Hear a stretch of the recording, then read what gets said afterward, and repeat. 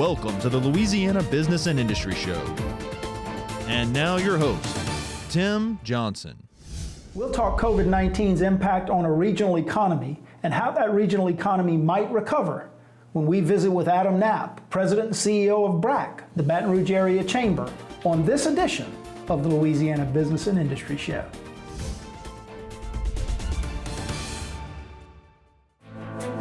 Louisiana businesses, by partnering with your local community and technical college foundation, you're guaranteed a skilled, highly competent workforce, homegrown talent, trained specifically to meet your needs, whatever those needs are. Visit this website to learn more about how to partner with your local Louisiana Community and Technical College Foundation. To better prepare for tomorrow, become a partner today.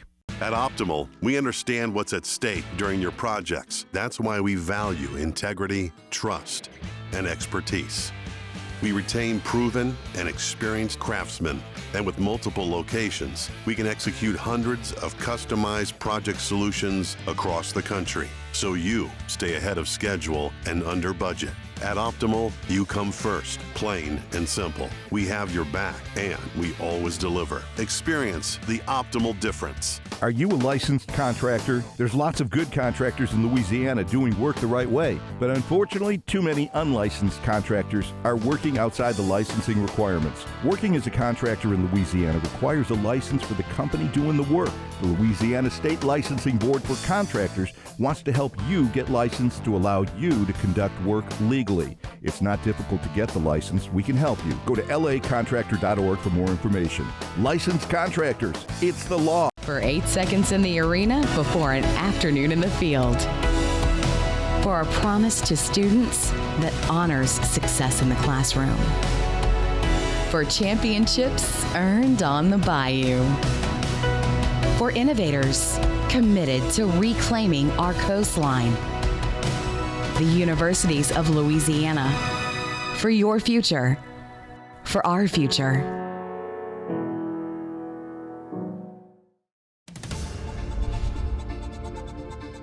Welcome back to the Louisiana Business and Industry Show. Very pleased to be joined by my friend, the President and CEO of the Baton Rouge Area Chamber, BRAC, Adam Knapp.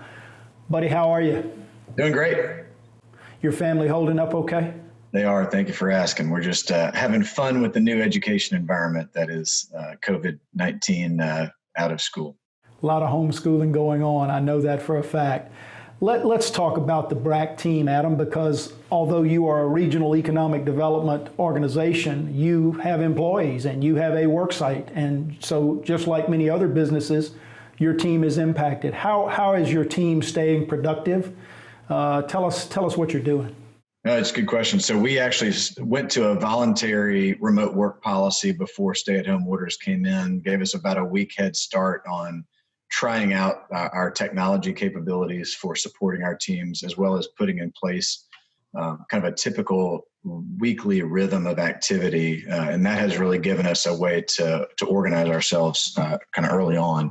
We also, fortunately, already had in place a telecommunications system that had a lot of the remote work capabilities that we wanted to have. We just were not using nearly all of the capabilities that were available. The same system we use for our voice over IP network for office phone system has also the ability to be able to take your phone on the road. It routes calls to your cell phone if you need it to.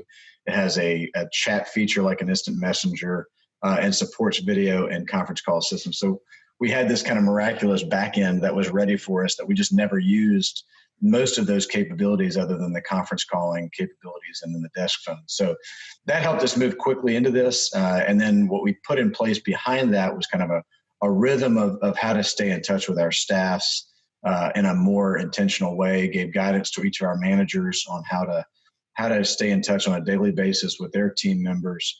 And then kind of have done kind of mental health check-ins outside of kind of work check-ins as well to try to make sure we give our chance for everybody who are remote, and it's very difficult to have kind of an opportunity just to let their hair down a little bit, so to speak. Not my hair, but their hair. Well, as difficult as this situation is, one of the positives I think that might come out of it is that we are learning to be productive more productive remotely, and we're learning new ways to work and to communicate. I know you're seeing that. I think that's a good thing. So one of the things we also did just to kind of make sure that we were on top of this is we've tried to make alterations as we could every week. So as we've gotten a little bit smarter about the things that we need to have, we've sort of figured out that the work platform is not the same platform as we want to use for our webinars and external meetings or conference calls with prospects. We've had to shift to virtual site visits for economic development visits, which has been fascinating to be able to try to shift those kinds of interactions. Really, those are just kind of web meetings that we are able to go through, shared screens to be able to go through data about our sites and to introduce partners that they'll be working with on the ground and answering questions. We've also used platforms like GroupMe for chats, where we'll also use our phones for instant messaging for even more rapid communications outside of just our normal work conversations. So we have a number of different work streams that we've worked through that work for us that are both kind of internal rapid communication or collaborations, and then our external kind of Zoom platforms that we use for webinars with the business community. One of the interesting things you said in that answer, Adam, is that you are conducting site visits for economic development remotely. So the good news there is economic development continues. It does. We did a review of all of our active prospects shortly after all of this began to get a picture of whether they were putting projects on pause or wanting to continue, not knowing what to anticipate, not wanting to assume, and had a number of them that have accelerated their timeframes and interactions with us. So we are still getting offer letters out to prospects from our economic development agency partners, our state and local partners, and we have prospects that we've responded to requests for proposals and put together packages to send out. So I would say it's less than it was, obviously, than before COVID-19, but it does continue. The time horizon, Tim, for a lot of these projects is very long. So you can see 18 or 24 months out that they're trying to make an investment decision, and they don't need to worry about the next 2 months when they're trying to think out 18 or 24 months. And so we're trying to help them get the data they need to make decisions. We got about a minute and a half left in this segment, Adam, so I want to jump to the regional economy. Now, we've been through hurricanes, we've been through floods, we've been through a lot of natural disasters. I don't know that we've ever seen anything have an impact on our overall economy like this has. What are you seeing? What are your members telling you? What are the numbers? I want to share the perspective on how we've thought about how to track this. So what we want to do, as we typically do after any kind of major national disaster, or I should say community disaster, like a hurricane or the floods of 2016, is to be a data center for information. And so we continue to try to process that role. We launched something 2 weeks ago. We've been at kind of the preparations for it for almost the whole time, that we're calling our weekly indicators dashboard. That'll be coming out today. It's Tuesday that we're recording this. And we're doing that every Tuesday. And what we're trying to do is gather data that can be tracked on a weekly basis to be able to show how far down the bottom of the economy might be at a regional level. And then that hopefully will give business leaders, business owners the opportunity to plan for their own businesses as they start to scale back into more normal operations or a new normal of operations. And they may want to try to time that with what's happening in the regional economy. So we're tracking things like unemployment claims on a weekly basis that are coming out from the state. And we've seen obviously staggeringly high numbers for unemployment claims. Statewide, over 250,000 people who have filed in aggregate for unemployment insurance since the week of March 21st. I was actually just pulling up the data for what it looks like. As of last week, we had in the metro area 18,000 new initial claims for unemployment across our 9 parishes. So it's been staggering to track. That's what we're trying to be able to do, though, is look at whether it's that number, the amount of automotive fuel sold in the metro area by comparison to the year prior for the same week, which has been about a 40% decrease in auto fuel sales in the metro area.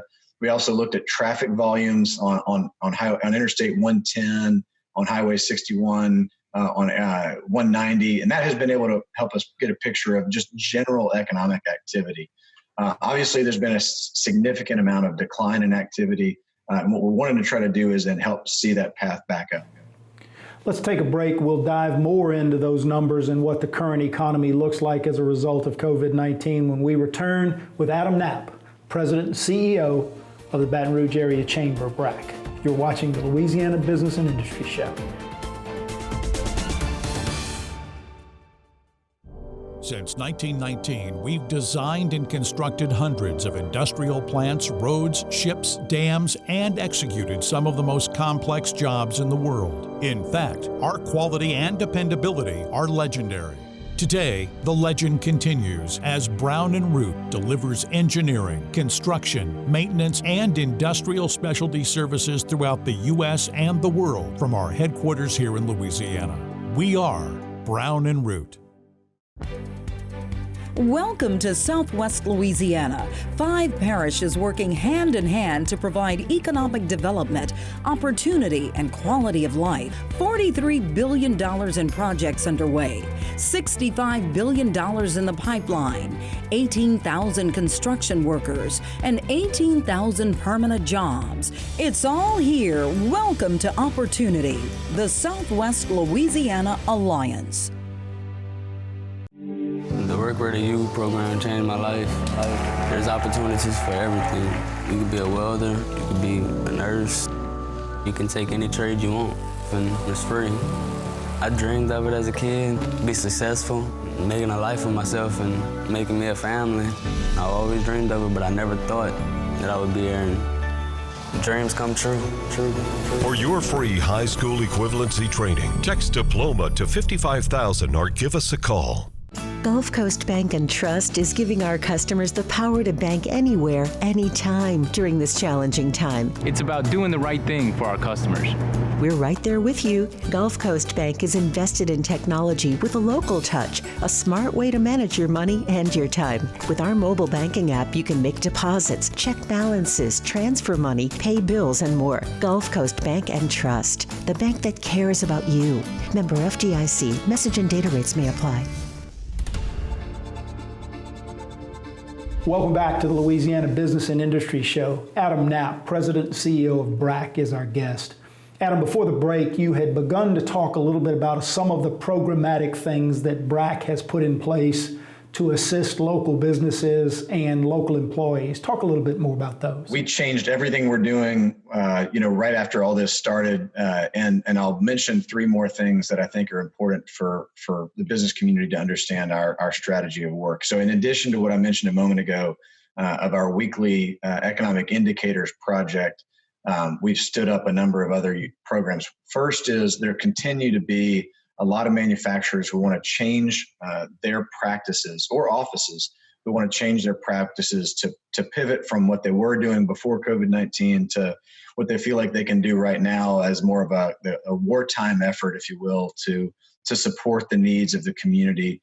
And so we have been playing a role of a matchmaker for those who are trying to make things or already making things, to getting access to many of the healthcare community leaders who are trying to figure out how to source supply of PPE. That has included things like hand sanitizer production and mask production for those who've been trying to shift their activities to those things. It's also included a more recent project that we did where we pulled in the Arts Council, who started pulling in sewists who could make surgical gowns for 2 hospitals. By the end of next week, they will have produced over 1,200 gowns that has been sewn by over 50 different citizens throughout our community. And they're being paid for that work, not donating that material, but they're being paid to produce a supply of local gowns for the community. So we continue to play the matchmaker role of finding folks who can make those things that line up to the needs of hospitals.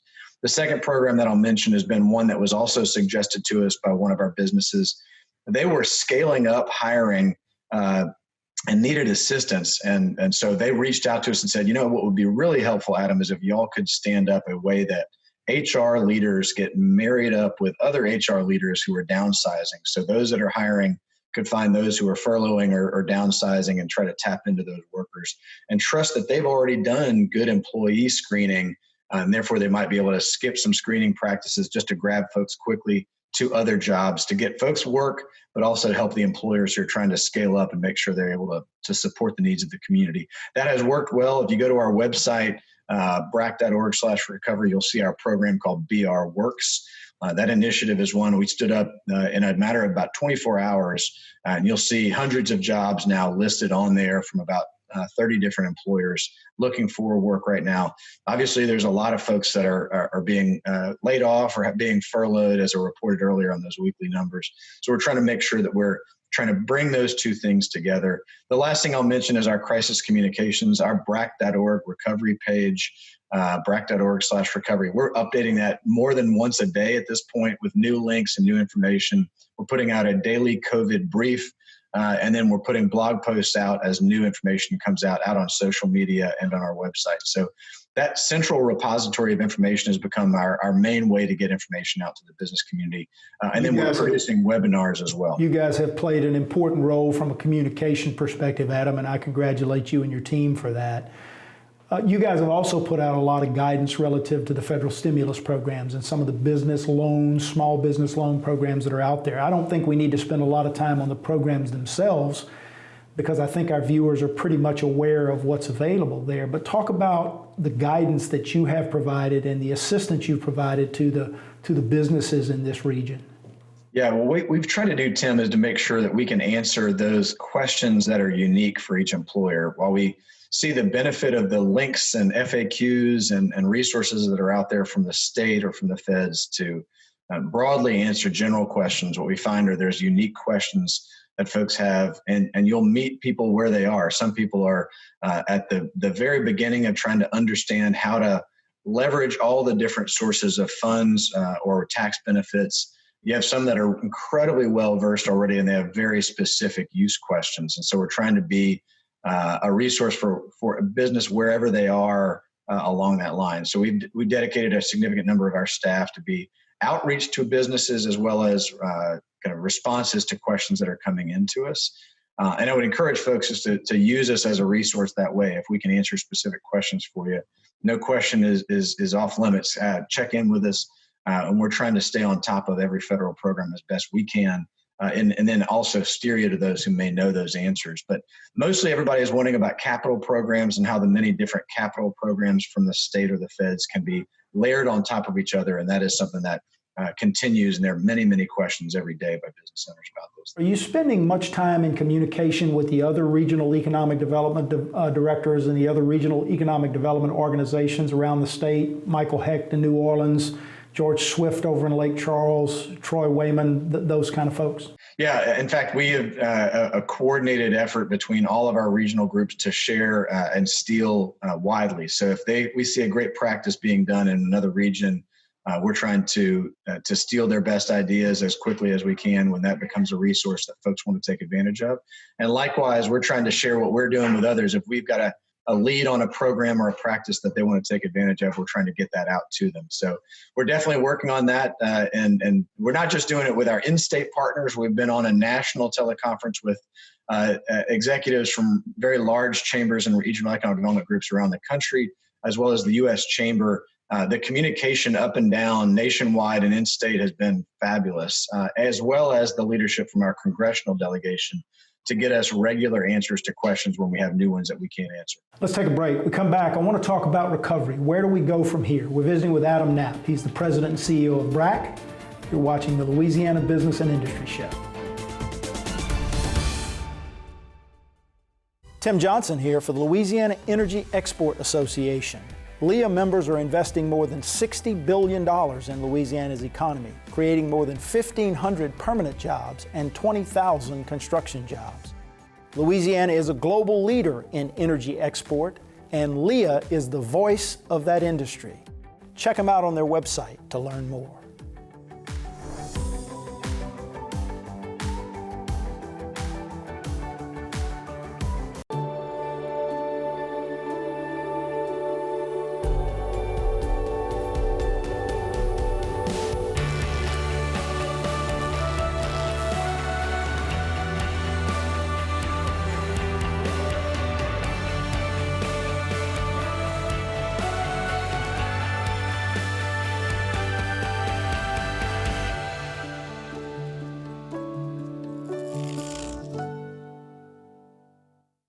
For more than 20 years, the TJC Group has been helping companies assess their training needs and to develop programs that improve the effectiveness and productivity of their teams. Training doesn't have to be expensive or complicated. Let us put our experience and expertise to work for you. The TJC Group, facilitating solutions for business and industry.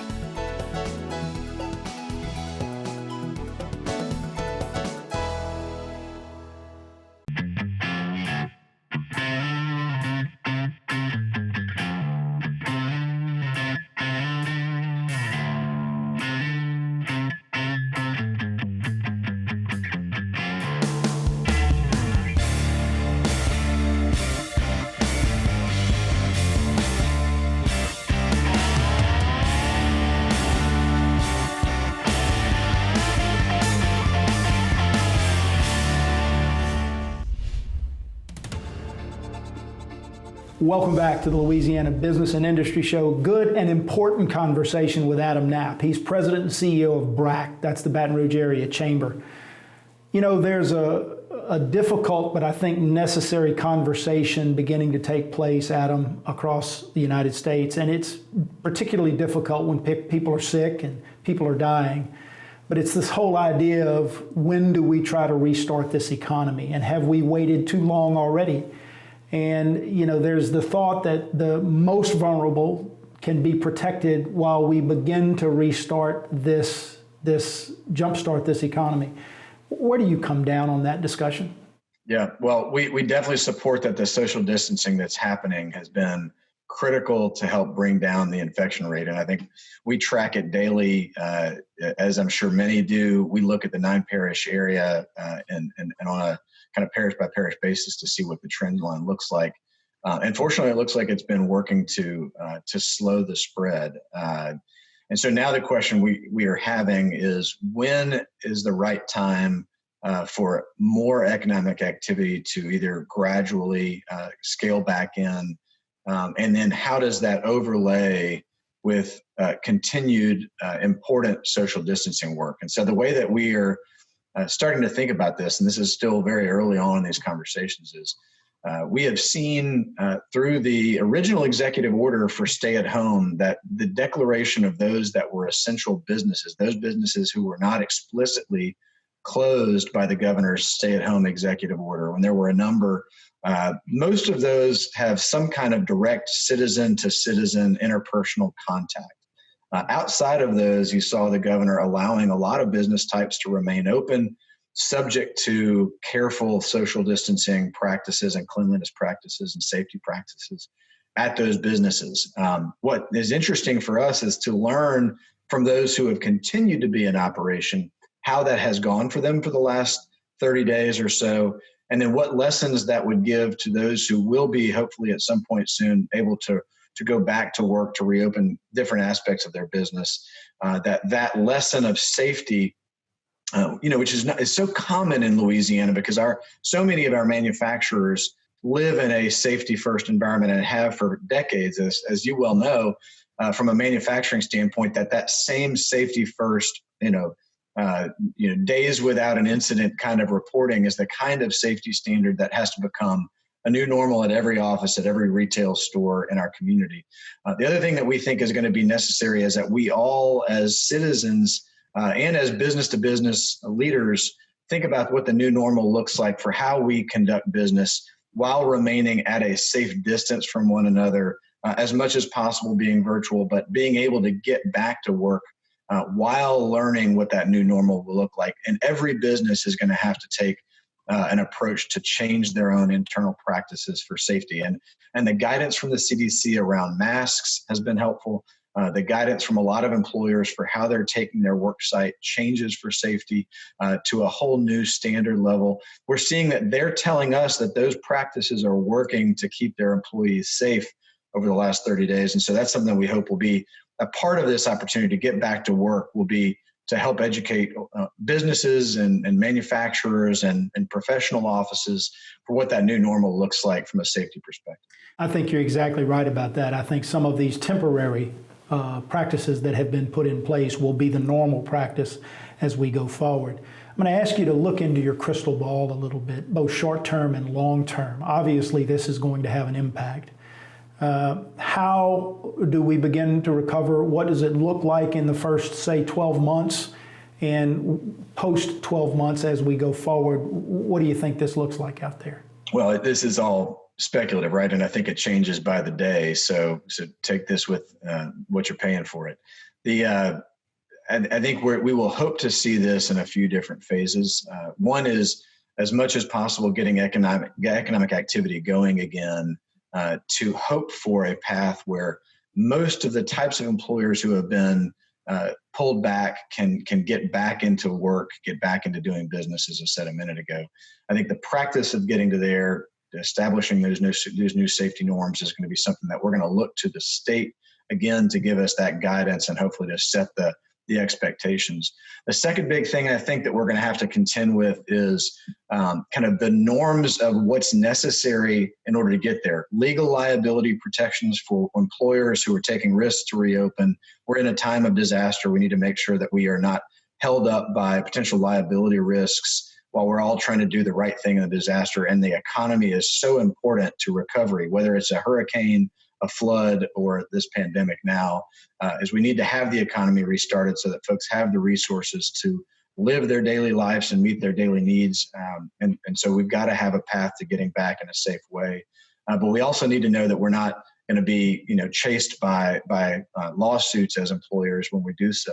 We also need things like daycare services and day camps. We're going into a summer and then back into school, and we need to know that there's a path to being able to have our kids being taken care of. Many of us have 2-parent working households and need to be able to know that we can get back to work, but also know that our families are stabilized from that perspective, as well as the supply of PPE. I think these are all critical considerations for employers to be able to know that they can resource those things that are necessary to protect their people. All of those we think are going to be components of what this recovery is going to look like. And the availability of those guidances or those supplies or those protections are going to be the things that help us get back to work and get jobs back in place. Only after those things occur can we start to even forecast what a new normal looks like, to know what the jobs market is going to look like, 6 and 12 months from now. Right now, I think it's about sort of the guidance and to help employers on a case-by-case basis with their own individual specific cases for what that looks like. It's also going to be difficult to continue to navigate all these incredibly complicated federal funding programs, tax programs, that every one of those things plays a picture of the capital resources necessary for businesses. If I'm watching, Adam, and I want more information about the effort that BRAC is putting forth to help the recovery once it gets started, what do I do? First, go to our centralized website of information, brac.org/recovery, BRAC.org/recovery. And then continue to call us and stay in touch. If you have questions or you have a special consideration, all of my information is available on the website. We're all transparently available. Hey, buddy, you and your team, keep up the good work. Stay safe and stay healthy. That's a wrap, guys. Thanks for joining us. Join us again next week at this very same time for another edition of the Louisiana Business and Industry Show.